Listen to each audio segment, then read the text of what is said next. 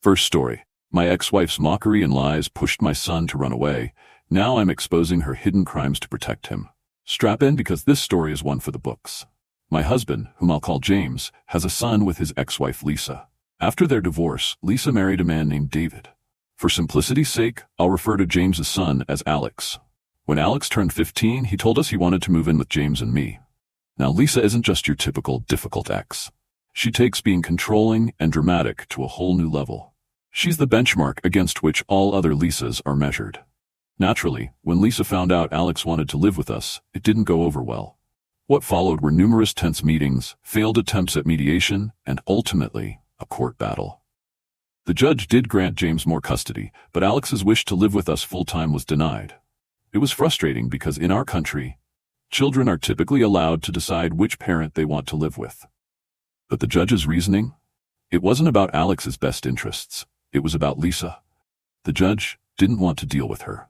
Lisa's previous lawyer had even quit because of her erratic behavior, and her current one could barely manage her. Our lawyer wasn't shy about describing Lisa as completely unhinged. On their advice, we didn't push for full custody because the legal battles were taking a toll on Alex, especially given that he has a neurodevelopmental disorder. Though disappointed that he couldn't live with us, Alex was relieved that Lisa's control over his life was reduced. Things seemed to improve for a while, but that peace didn't last long. Over the next 2 years, Alex became increasingly frustrated with Lisa. He'd often come to our house venting about how she treated him. Interestingly, Alex's older half-brother, Eric, asked us how we were dealing with Alex's disrespectful attitude and anger. James and I looked at each other, confused, and said, "He doesn't act that way here." Despite Alex's complaints, we didn't have enough evidence to build a case against Lisa in court. We documented everything, kept our lawyer informed, and tried to support Alex as much as we could. Things escalated one afternoon when Lisa had a screaming match with Alex. She made him walk home from school in a heavy rainstorm while she stayed cozy at home. When Alex finally got home, soaked and shivering, Lisa laughed at him, snapped a photo, and refused to let him change until she was done mocking him. This might seem like a small incident, but it set off a chain reaction. Months later, Alex was hanging out with Eric when Lisa gleefully retold the rainstorm story and even showed the photo. Alex, understandably, was furious. When he expressed his anger, Lisa dismissed him, calling him a baby and mocking him further. That was the last straw for Alex. As the argument escalated, Lisa stormed off, and moments later, there was a loud thud. Lisa claimed that Alex's anger had triggered her heart condition, causing her to collapse and break her arm. She guilt-tripped Alex for days, blaming him for her medical emergency. But here's the kicker. She never sought medical treatment, and her supposedly broken arm miraculously healed within 24 hours. It took Alex a while to realize the whole thing had been staged, but when he did, his respect for Lisa evaporated. From that point on, their relationship went downhill fast. Lisa and David began treating Alex worse than ever. They refused to take care of him when he was sick, made him shoulder the responsibilities of their pets, and forced him to do chores at all hours. On top of that, Lisa would make Alex stay up late to watch TV or join in family time, further disrupting his already fragile sleep schedule. One of Alex's few escapes was playing his favorite video game, something he bonded with James over. But Lisa, in her controlling fashion, decided to start playing the game too. At first, Alex was happy to teach her, but Lisa quickly turned it into another way to dominate him. She'd demand his help at all hours, even if it meant sacrificing his schoolwork or rest. The situation reached its breaking point one night when Lisa's nagging led to a heated argument. She complained to David, who exploded at Alex, calling him selfish and disrespectful. That night, James received a text from Alex that will haunt me forever. It was a goodbye message. Alex had run away. Lisa and David didn't even realize Alex was gone until James called. Their nonchalance was chilling. Lisa refused to call emergency services, saying she didn't want Alex labeled as a delinquent. I didn't hesitate. I called the police and rallied everyone nearby to help search for Alex. The temperature outside was barely above freezing, and Alex had left without a coat. My heart sank as I imagined what could happen. The police eventually found Alex, shivering and carrying a knife. He confessed that he had been planning to take his own life, but hadn't gone through with it because of the cold. When Alex was brought back, he refused to speak to Lisa or David. He only wanted James. After hours of tearful conversations, Alex agreed to go to the hospital, but only if Lisa and David weren't involved. Lisa's reaction? She threatened to sue the hospital for honoring Alex's wishes. Her primary concern wasn't Alex's well-being, it was her control and reputation. Since that night, Alex has barely spoken to Lisa. When he does, it's either robotic or full of anger. He refuses to hug her or say he loves her. He's even asked us to tell Lisa not to mention David's name around him. Of course, Lisa immediately disregarded that request. Here's the ironic twist. Lisa is a therapist. This whole ordeal has shown me that Lisa doesn't care about Alex's well-being, only her own image and control. She's even lied to James and me, claiming she and David never mistreat Alex. But I'm done staying silent. I recently discovered that Lisa has been working for 2 years without reporting her income to the county office, which is illegal and could have serious consequences. As a therapist, she's required to maintain a clean record, and this could jeopardize her career. Would I be wrong to report her? At this point, I'm willing to do whatever it takes to ensure she can't hurt Alex or anyone else again. Second story, my husband's ex-wife and her wife are undermining me as a stepmom, and now they're calling me selfish for setting boundaries while I'm pregnant. Stepping into a blended family dynamic has been one of the most challenging experiences of my life. At 38, I never imagined that marrying the love of my life, David, 50M, would come with so much emotional turbulence. David has 2 kids from his previous marriage, Sophia, 16F, and Liam, 12M. And they mean the world to him. His ex-wife, Melissa, 48F, shares custody of the kids with him and is now married to her wife, Amanda, 48F. What I didn't anticipate was just how much Amanda's involvement would complicate things for me. David and Melissa divorced 8 years ago after she left him for Amanda. When I met David 6 years ago, I admired how amicable he and Melissa seemed for the sake of their kids.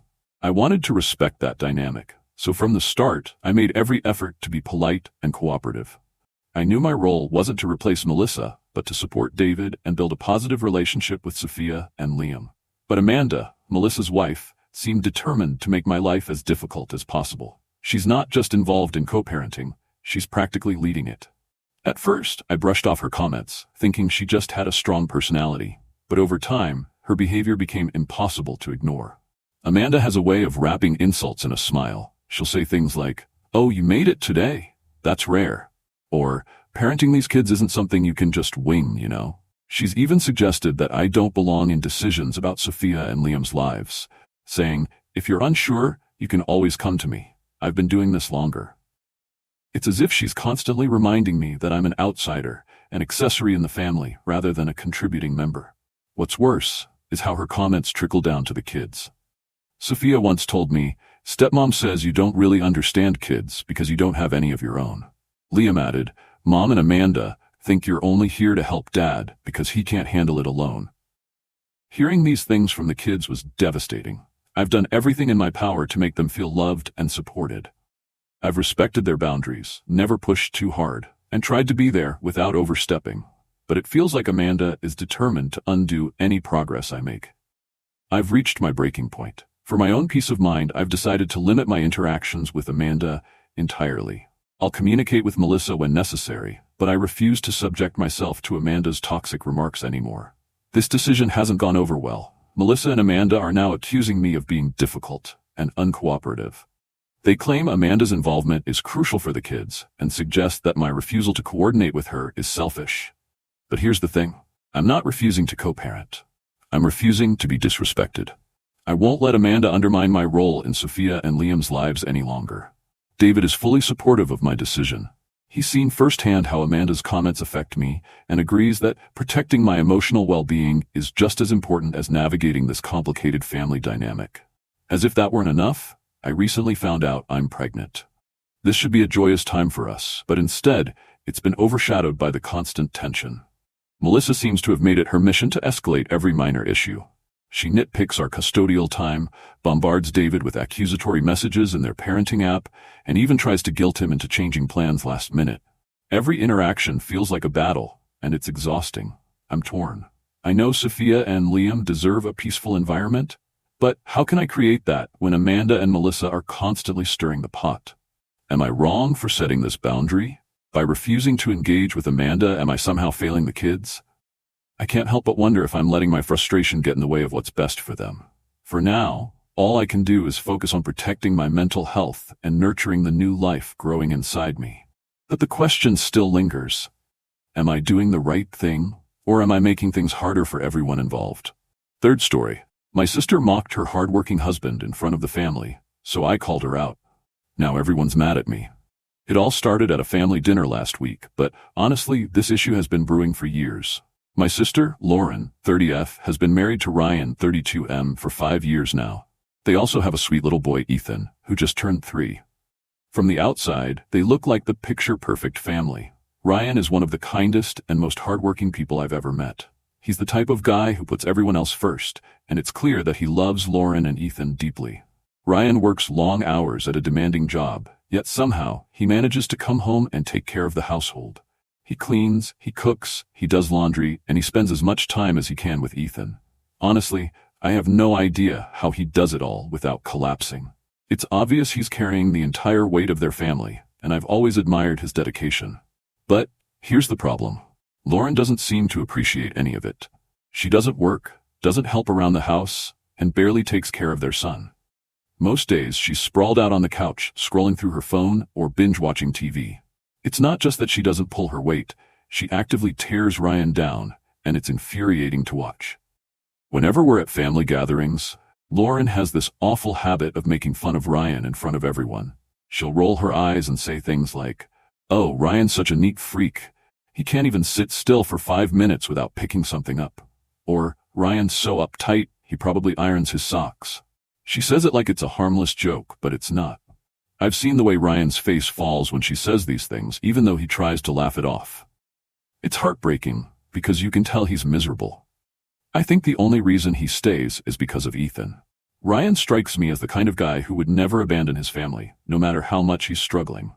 Last weekend, during dinner at my parents' house, everything finally came to a head.